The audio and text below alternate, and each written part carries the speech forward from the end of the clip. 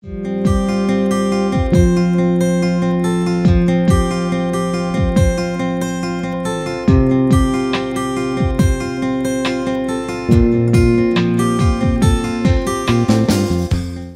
R. Hemavati is an assistant professor in mathematics in Queen Mary's, Chennai. She has specialized on functional analysis. Having 12 years of experience in teaching, she has won various awards for her performance. She has published papers in 14 international journals, 3 national journals, and has presented papers in 10 international and in 5 national conferences. She is also one of the editors for an international journal. Welcome to UGC lecture series.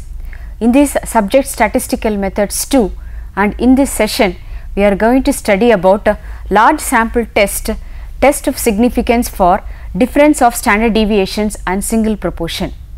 In the earlier sessions we studied about the attributes and a test of significance sampling distribution. We have in continuance with the topic of large sample, we have already dealt with test of significance for single mean and difference of means, and test of significance for a specified standard deviation. So, in continuance with that, in this session we will study about large sample test of difference of standard deviation and test of significance for single proportion and test of significance for difference of proportion. So, interval estimation in this regard is also done. First of all, large sample test for equality of 2 standard deviations. The test also may be termed as test of difference of 2 standard deviations. So, to start with, let S1 and S2 be the standard deviations of 2 samples of size N1 and N2 respectively from 2 populations with standard deviation sigma 1 and sigma 2 respectively.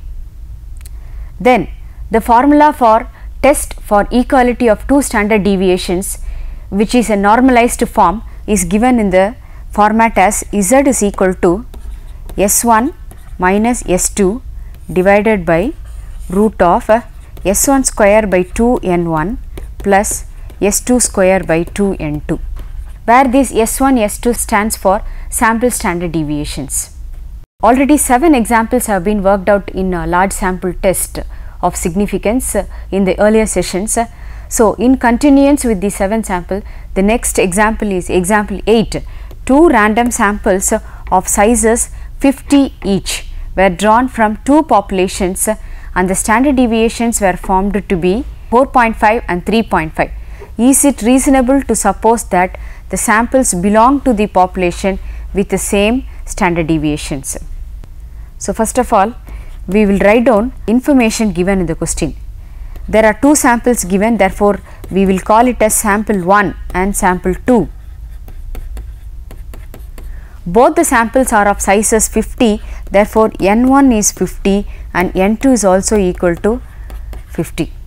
Both the samples were drawn from the 2 population and the STs of the samples have been given as S1 is equal to 4.5 and S2 is equal to 3.5 respectively. Is it reasonable to suppose that the samples belong to the population with same SD? You are asked to test the equality of 2 standard deviations of the populations. So, let us start with the procedure for testing of significance. First step is setting up null hypothesis, second step setting up alternative hypothesis, third step is level of significance, fourth step is computing the statistic, and fifth step is conclusion. So, first we start with H naught, which is null hypothesis, which says sigma 1 is equal to sigma 2. That is the 2 population standard deviations are equal, or according to the question we may say that the samples have been taken from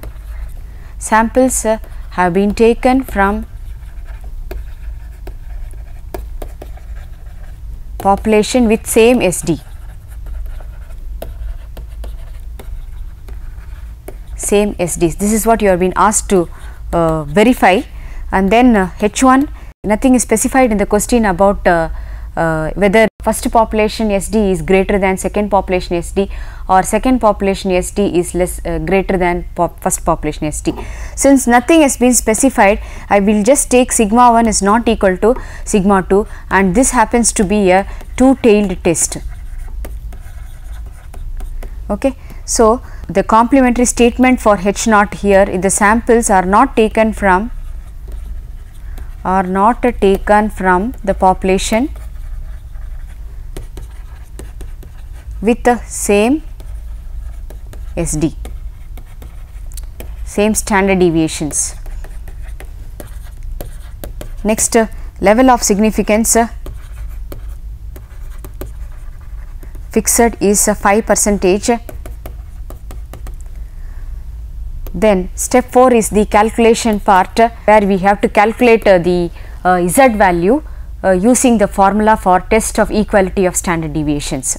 So, S1 minus S2 divided by root of S1 square by 2n1 plus S2 square by 2n2, where S1 is given to be 4.5 and S2 is given to be 3.5.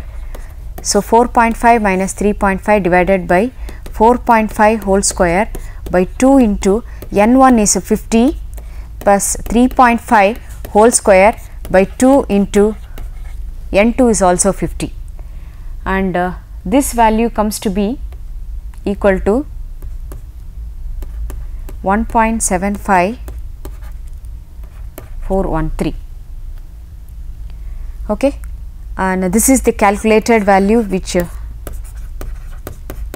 calculated Z at 5% is 1.75413 within modulus, so 1.754. Next, step 5 is conclusion, where we have to compare the calculated value and the tabulated value. Calculated Z is 5% is 1.754, which just now calculated, and then tabulated Z is taken from the tables which I have shown in one of the previous sessions, that is tabulated Z at 5% is 1.96. Here, when you compare the two values, the calculated value is lesser than tabulated value. Therefore, 1.754 is lesser than 1.96. So, calculated Z is less than tabulated Z. Therefore, H naught is accepted. H naught is accepted, which means the samples have been taken from, what is the statement of H naught? That should be written as conclusion here. The samples have been taken from the population with same STs, with the same STs. Okay. Now we have answered to the question given. Therefore, the conclusion is the samples are taken from the population with same STs. Next, sampling of attributes. Actually, we are in large sample test, and the whole statistical methods 2 refers to testing of significance with respect to large sample and with respect to small sample. In large sample, we are dealing with Z test, and in small sample you are going to deal with T, F and chi-square. So, when the whole topic is about testing of significance, why did we study the attributes, which we have already done in the previous sessions? This is how attributes is used for a sampling, that is a sampling of attributes. Now, consider the sampling from a population which is divided into two mutually exclusive and collectively exhaustive classes. And this kind of division we have already seen in the attributes session as dichotomous classification. The whole population is divided into two categories, one possessing the attribute A and other class not possessing the attribute A. Okay, this kind of classification is called dichotomous classification. This we have already seen in the previous sessions. So, with respect to the sampling, the whole class is divided into two parts, one possessing and another not possessing.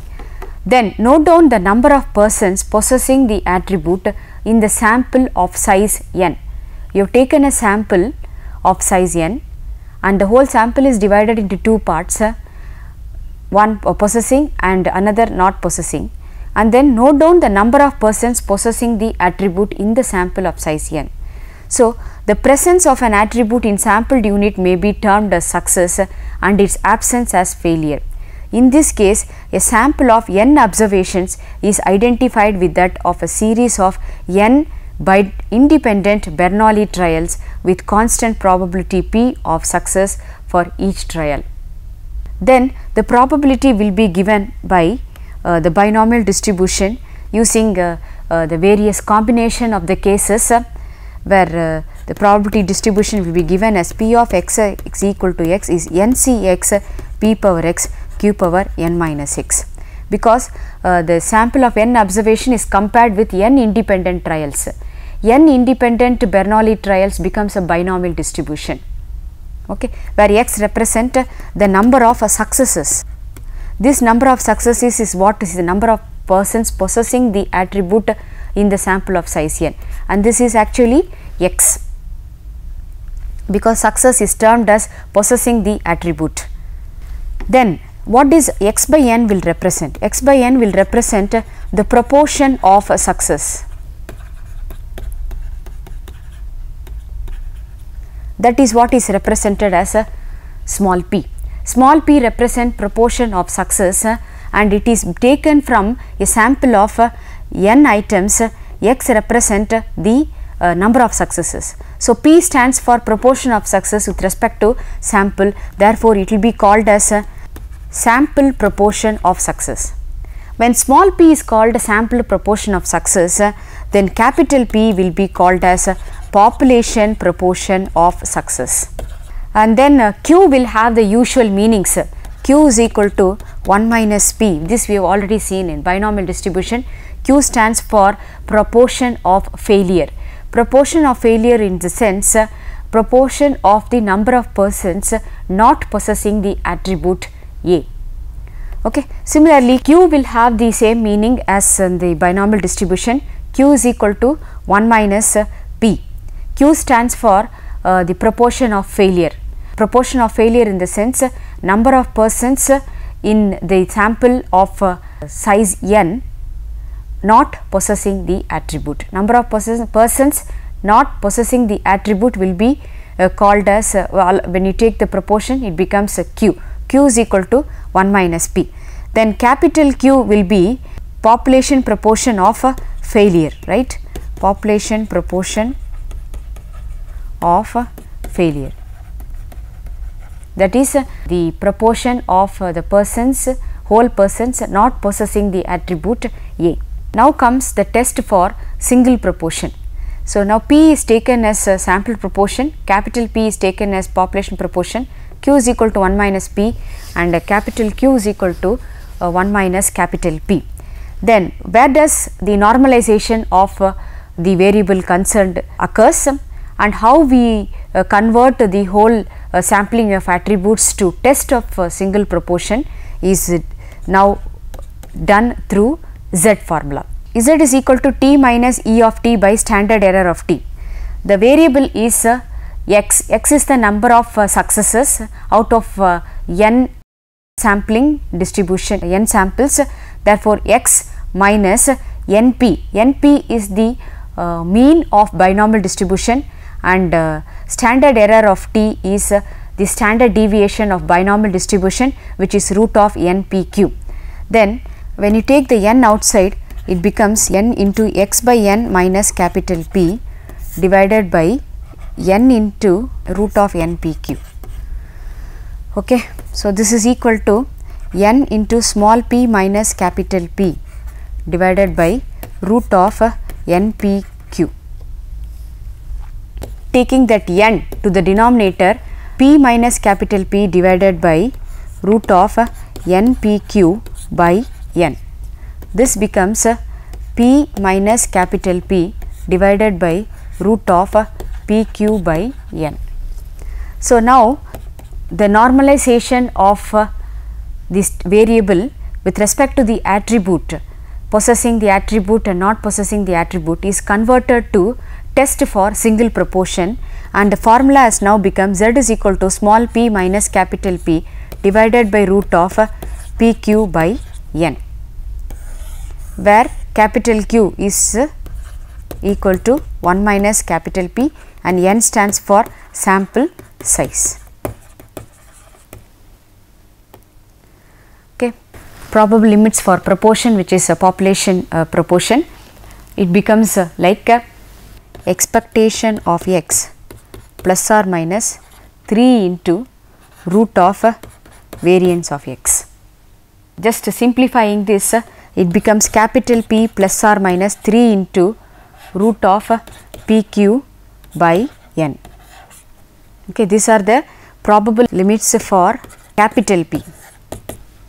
Okay, and the usual interval estimation for the population proportion, that is 95% confidence limits, 99% confidence limits, will be derived using the formula Z is equal to small p minus capital P divided by root of PQ by N. Continuance with the examples, 8 examples have been already worked out in large sample test, where we have done problems in test for a single mean, test for difference of means, test for specified standard deviation, and test for difference of standard deviation. Now, this problem is with respect to test of significance for single proportion. What does the example says? In a sample of 1000 people in Tamil Nadu, 540 are rice eaters and the rest are wheat eaters. Can we assume that both rice and wheat are equally popular in this state at 1% level of significance? Okay. So, the whole population is divided into two classes.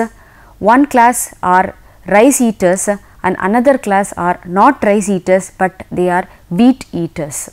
So, the rice eaters are taken as the persons possessing the attribute A is taken as rice eaters. Okay.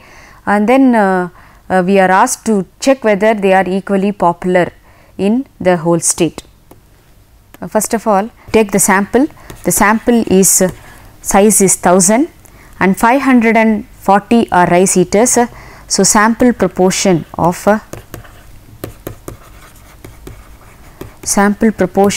rice eaters are 540 divided by 1000. They are represented as P. We will stick on to one attribute, that is rice eaters, and another class of people are not rice eaters. Okay.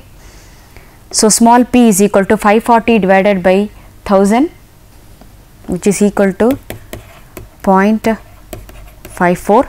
Therefore, small q will be equal to 1 minus p 1 minus 0.54, which is equal to 0.46.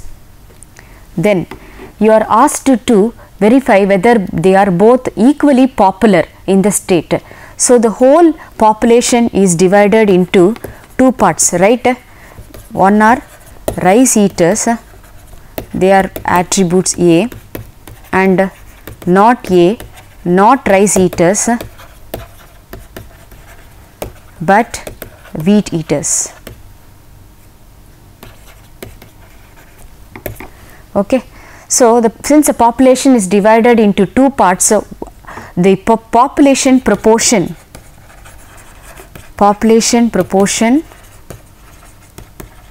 of rice eaters will be 1 by 2, and this is represented as capital P. So, capital Q is equal to 1 minus P is equal to 1 by 2. So, now we will start the exact procedure for testing of significance. Step 1 is setting up of H naught. You are asked to verify whether they are equally popular. Therefore, we will set up H naught as capital P is equal to 1 by 2, that is rice eaters,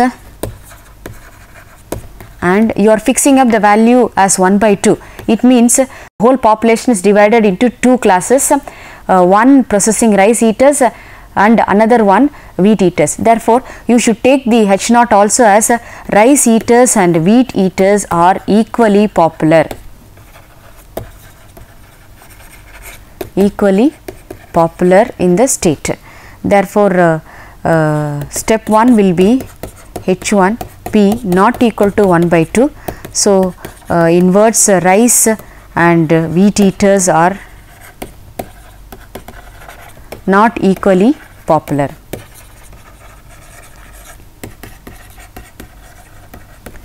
Step 3, the level of significance fixed in the question is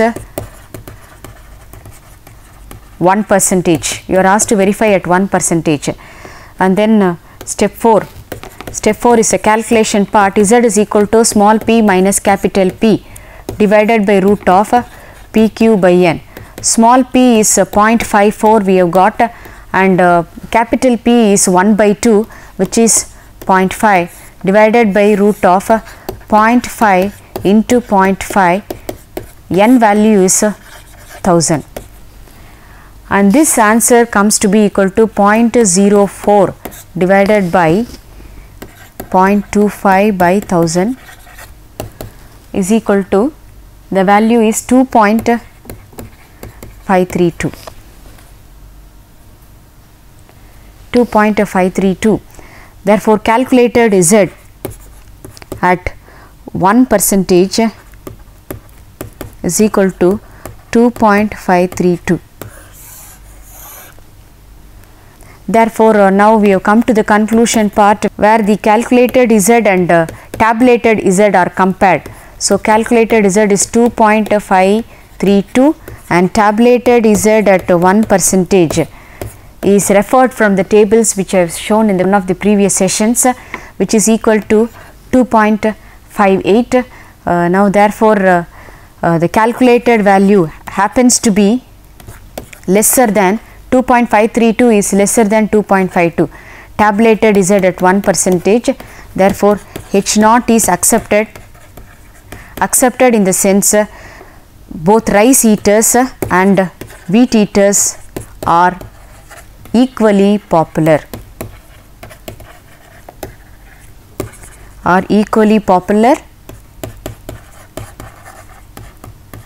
Popular in the state. You have to always mention the level of significance also, the state at 1% level of significance.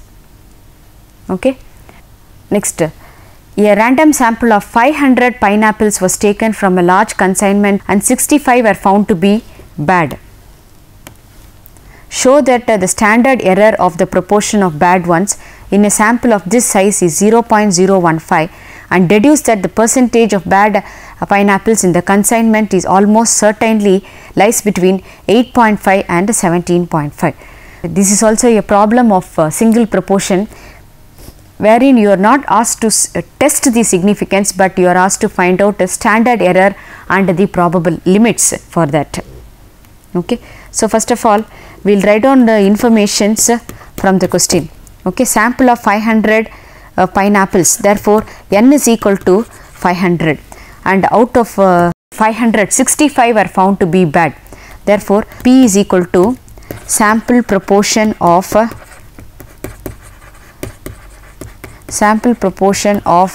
bad pineapples.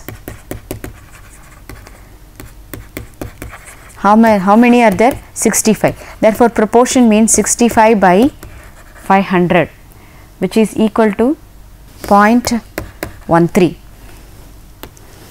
Therefore, Q is equal to 1 minus P is equal to 1 minus 0.13 is equal to 0.87. Then, capital P is equal to a population proportion of bad pineapples. Okay. And since it is not given, we will take the estimate of the population proportion as a small p. Small p is equal to 0.13. Because population proportion is not given, we have to take its estimate only. So, similarly, capital Q cap is equal to small q is equal to 0.87. Now, you are asked to find out the standard error. A standard error formula is standard error of proportion is equal to root of PQ by n. Since capital P and capital Q value is not given, we will take its cap values. Cap values means capital P cap and capital Q cap, they are called estimates of the population proportions. Okay. So, this is equal to root of 0.13 into 0.87 divided by 500, and this value comes to be equal to 0.015. Now, we have got the answer for standard error of a proportion of bad pineapples. Then you are also asked to find out the limits for probable limits for the consignment of bad pineapples.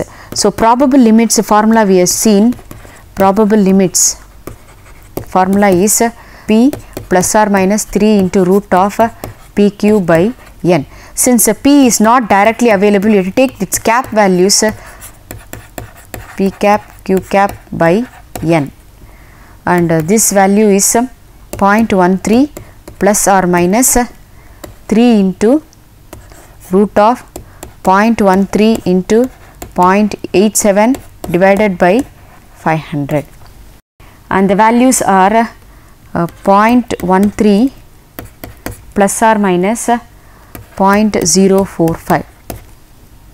So, the plus value, one plus value will be 0.175 and minus value will be, minus means 0.13 minus 0.045 will be 0.085 comma 0.175. Okay. These are the probable limits of the consignment of bad pineapples.